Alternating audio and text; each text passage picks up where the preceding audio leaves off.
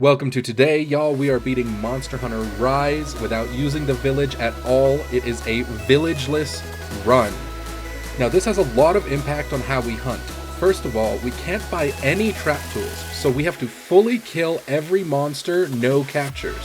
This also means that if we want to use an item on a hunt, like, I don't know, potions or food, we have to collect them in mission. Being unable to eat dongos also means that not only do I get any of the cool bonuses, I also start every mission with lower maximum health and stamina. Finally, the part that makes this run truly difficult. No access to the blacksmith means that I cannot upgrade my armor, so I am stuck with the starting Kimura armor. Luckily though, at least I'm not naked. Wait, the Kimura armor has only one armor? The very first monster, the Izuchi armor, has 10 defense on each item. That's double my entire armor combined. I might as well be naked. But that's not all the blacksmith can do. He is also the one who makes me better weapons.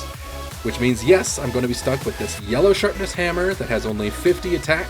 And that's it. That's all the damage I will deal, even as the monsters scale up. So that's what we're contending with. How did the run go? Well, after making our character, we rise and get ready to grind. The village heard rumors of my greatness, and I am forced to greet everyone before I can do any missions. I hope they savored these greetings, because we will never speak to any of them again. The only NPC we will regularly interact with is Hinoa the Quest Maiden. After we finish talking with everyone, Utsushi abuses his power in the village to force me to go on a date with him for training. But I'm not interested in him, and I make sure to leave him on red for anything in the future. Now finally we can start the real missions, and it's time to slay 8 Jagras. Ignore these whiffs. The only mission I can do right now is some kind of errand boy mission. I call these the coffee missions. Frustrating, but since I haven't talked to any of them for more than a couple seconds, they probably don't know how amazing I truly am. They'll find out soon enough, though. After fetching coffee for everyone, we can now do a real mission. The Great Izuchi. Since this is early in the game, it's actually expected for you to only have the starter equipment. So for the first couple of fights, they go exactly as you expect. Everything is normal. This includes the next couple of monsters in Arzuros the Big Bear, Great Baggy, and Lagambi. The first monster to actually fight us back was Aknason. We had a couple of close calls before it finally went down, but still no deaths. Now we've unlocked the urgent quest to upgrade to 3-star, Tetranodon.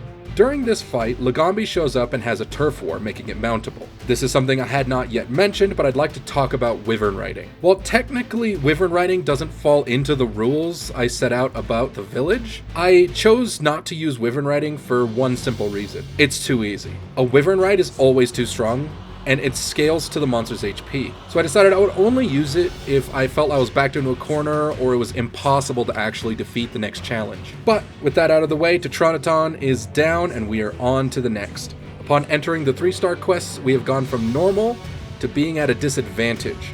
Now our equipment is outdated, but I was still very confident. I think if we're gonna end up resetting or dying, it's probably gonna be on one of the rampages.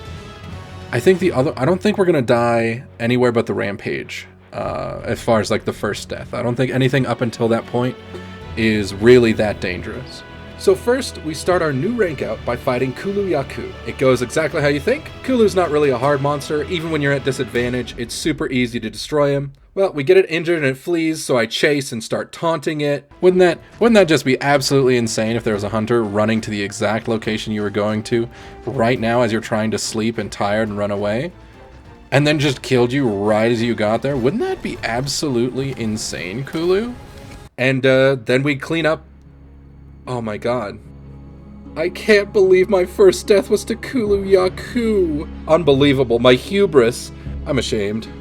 But I ought to mention something. When you die, you cart. This means that you pay a bunch of the palico to come and get you out of there safely. This cannot be allowed. This is a service provided to you from the village. So if I cart, I die. I have to completely retry the entire mission, no matter how close to death the monster is. So after restarting the mission, I go up and I have my vengeance on Kulu for ruining my perfect run. Next, we're on to, oh no, it's the rampage. I guess we still have a little bit more to talk about. Since we can't use the village in any way, that means all automated weaponry in the rampage is off limits. Because a villager literally comes out and mans the turret. In order to beat this, I have to use turrets that only I can shoot and hitting the monsters with my bare hands. It goes a lot better than I thought, though I suppose it's because it's the tutorial rampage.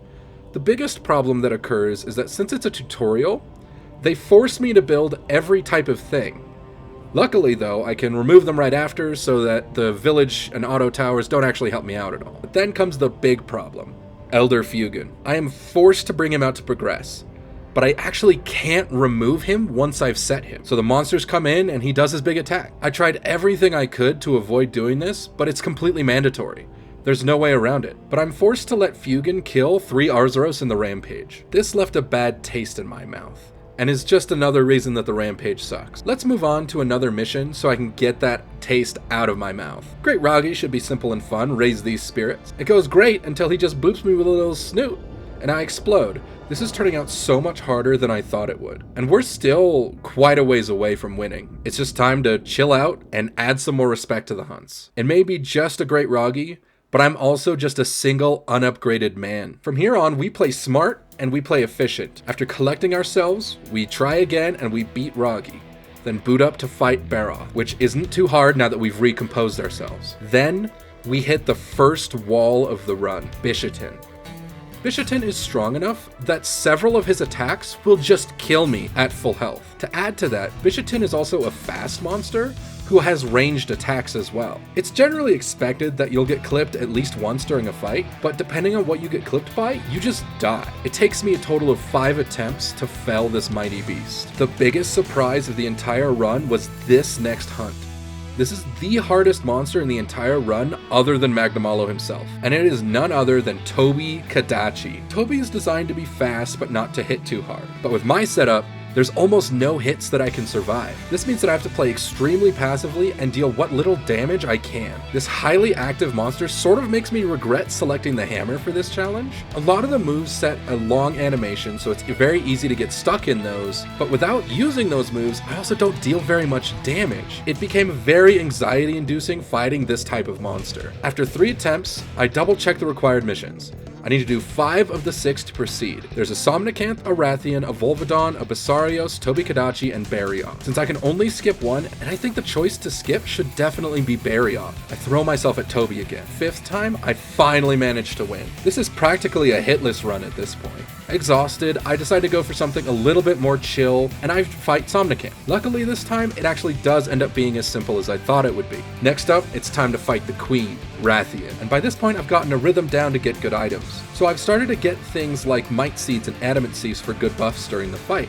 This helps a lot. It means that there's a couple more attacks I can survive, and I need all the help I can get with these damage numbers. And unfortunately, after 20 minutes of perfect fighting, I make a fatal mistake. I forgot that when she's injured and enraged, she does a double backflip. So as I go in for the punish on the first flip, she flips again. This one really stung, and she was only a couple of hits away from death. But by the rules, we started all over again, and I remember my mistake, she goes down. Thankfully, Volvidon was a pushover, and we're on to Basarios. Basarios wasn't too hard either, but I did get tricked once by his tail swipe.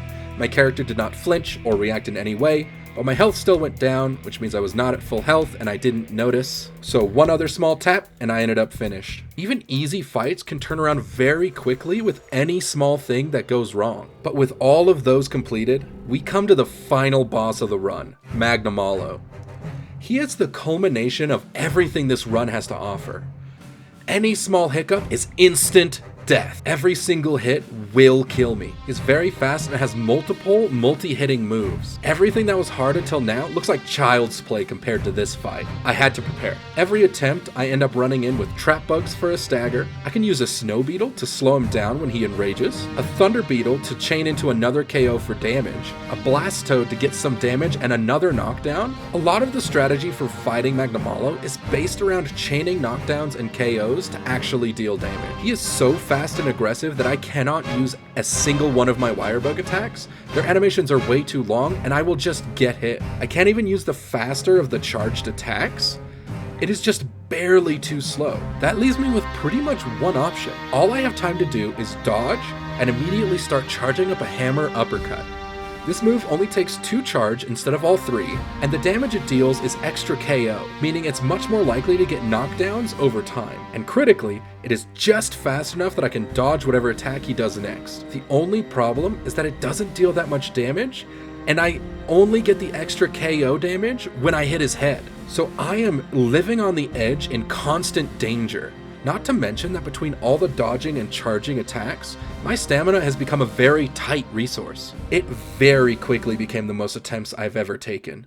We climbed to 6 attempts within 30 minutes. This was so hard. Not to mention the fact that I started to have technical difficulties on the stream, where we were lagging and cutting out. Eventually, even my VTuber model just stopped working entirely, so I had to go back and use my old PNG tubing model. This was all adding up, and I was getting incredibly frustrated. Then on the route to pick up all of the endemic life, I noticed that there's a stink mink there. So I started to think about, well, whenever there's a Rathian on the map, I can try and lure her to the Magnamalo and bait them into a turf war. And this is actually a great idea, but it's somewhat unlikely. The odds of them immediately going into a turf war instead of just getting hit and becoming mountable is pretty low. We hit double digits on attempts. Still no turf war. I'm not even close. 16 attempts in, and it's starting to grate on me. The stream problems, every fight, the lack of a turf war in the RNG, every attempt is upwards of 30 minutes. And every reset is agonizing. When I fail, I have to watch a mission abandoned cutscene, loading screen back to Kimura, walk up to Hinoa, get the mission screen, then the loading screen into the mission, and then I have to run the route to pick up the endemic life. Every time I have to restart feels like a wasted 5-minute slog. And there is still no turf war. I reached the breaking point.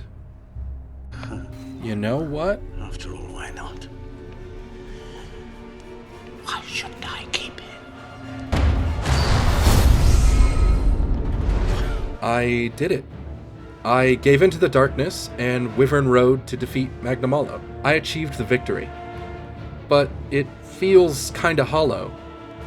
A single thought is gnawing at me. I was just barely able to get him into capture range one time. If I can do that, then is it really impossible to beat without Wyvern riding? No, this isn't how it ends. If I can get him low once, I can do it again. I will have redemption.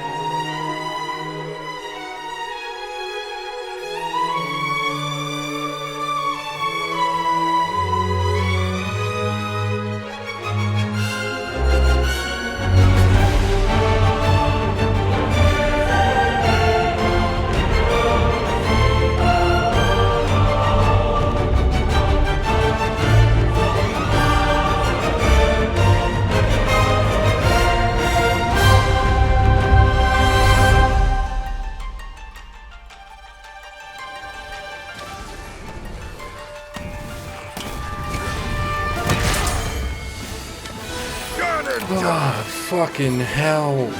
Thank God. Jesus Christ. Ah! Oh, God.